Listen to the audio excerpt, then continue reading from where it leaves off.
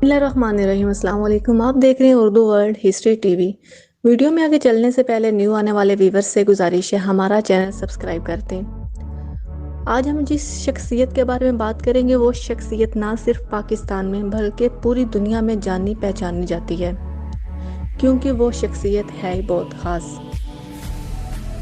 اس شخصیت کے بارے میں ہم آپ کو بتائیں گے وہ شخصیت کون ہے۔ وہ بچپن ہی سے بہادر تھا، اسے گھڑ سواری، تلوار بازی اپنے باپ سے ورثے میں ملی تھی۔ وہ شکار پہ جاتا تو کبھی خالی ہاتھ واپس نہیں آیا تھا۔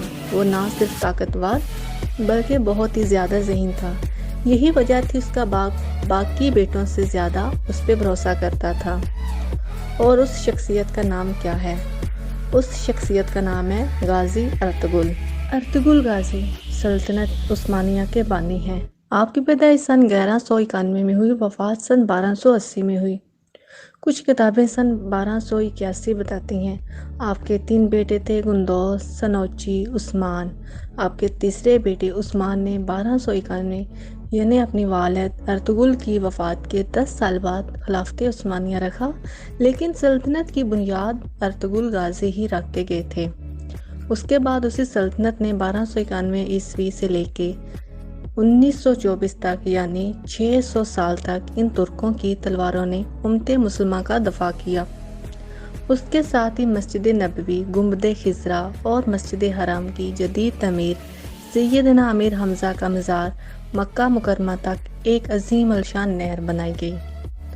ارطغرل غازی کا خاندان وسط ایشیا سے یہاں آیا اور اس کے آباء و اجداد امجد، اوس خان اور اوغاز خان سے 12 بیٹے تھے، جس سے وہ 12 قبیلے بن گئے۔ ان میں سے اکائی قبیلہ تھا جس سے ارطغرل غازی بھی تعلق رکھتے تھے۔ آپ کے والد کا نام سلیمان شاہ تھا۔ ارطغرل غازی کے 3 اور بھائی تھے، سریم، زلجان، گلدورو۔ آپ کی والدہ کا نام حائمہ تھا۔ آپ کا قبیلہ پہلے وسط ایشیا ایران سے آیا اور پھر ایران سے اناطولیہ۔ منگول حملے سے بچنے کے لیے جہاں سلطان علاء الدین جو سلجوق سلطنت کا سلطان تھا، سن 1071 میں مانز گیرٹ کی لڑائی میں بازنطین کو شکست دے کر سلطان الب ارسلان ایک عظیم شہر تھا۔ تاریخ میں اعداد و شمار اسی سلطنت کا سربراہ بن گیا۔ یہ 12 قبائل سلطان علاء الدین اوغاز خان کے زیر سایہ رہتے تھے۔ ارطغرل غازی قبیلے کا سردار بن گیا۔ باپ کی وفات کے بعد حلب چلا گیا۔ 1280 میں جہاں سلطان صلاح الدین ایوبی کے پوتے عزیز نے حکمرانی کی اور پھر سلطان علاء الدین کی بھانجی حلیمہ سلطان سے ارطغرل نے شادی کی۔ آپ کے 3 بیٹے تھے۔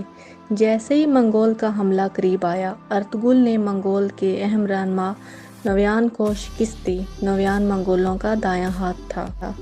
اکتائی خان چنگیز خان کا بیٹا تھا اور اکتائی کا بیٹا ہلاکو خان چل رہا تھا، اور پھر ارطغرل غازی اپنے قبیلے کو قسطنطنیہ کے قریب سوگوت لے گیا اور پہلے وہ وہاں تھا۔ بازنطین نے ایک اہم قلعہ فتح کیا اور تمام ترک قبائل کو اکٹھا کیا۔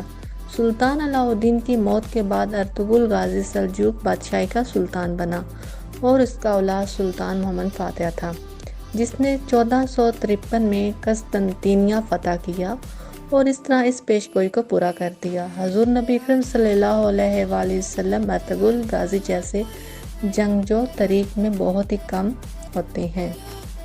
وہ تمام جنگجو جو اسلام سے گزرے ہیں، جنہوں نے اسلام کے لیے کچھ کیا ہے، جو اسلام کے لیے لڑتے ہیں، ان کا روحانی پہلو ضرور ہوتا ہے۔ ان کے پیچھے کچھ روحانی شخصیت ضرور ہوگی، ولی اللہ، جس کی ذمہ داری اللہ تعالیٰ خود لگاتے ہیں۔ اسلام سے لے کے آج تک تاریخ کا انتخاب کریں، یہاں تک کہ اگر کوئی امت مسلمہ کے لیے فرائض سر انجام دے رہا ہے تو اس کے پاس کچھ روحانی شخصیت ضرور ہوتی ہے، جیسے شیخ محی الدین ابن العربی۔ ان جنگجو ارطغرل غازی کے پیچھے تھے۔ اللہ تعالیٰ کے فضل و کرم سے یہ شیخ محی الدین ابن العربی جو اندلس سے ارطغرل غازی کے لیے آئے تھے، یہ اللہ تعالیٰ کی طرف سے ہی آئے تھے۔ یہ جذباتی مبالغہ آمیز نہیں ہے، صرف وہی جسے روحانیت کا یہ نور حاصل ہے۔ ارطغرل غازی جیسے جنگجو تاریخ میں بہت کم ہوتے ہیں، لیکن بدقسمتی سے ہماری نسل انہیں نہیں جانتی۔ ارطغرل کے بارے میں بس اتنا ہی. ہم آپ کو مزید انفارمیشن دیں گے لیکن سیکنڈ پارٹ میں. ملتے ہیں نیکسٹ ویڈیو میں. اللہ حافظ.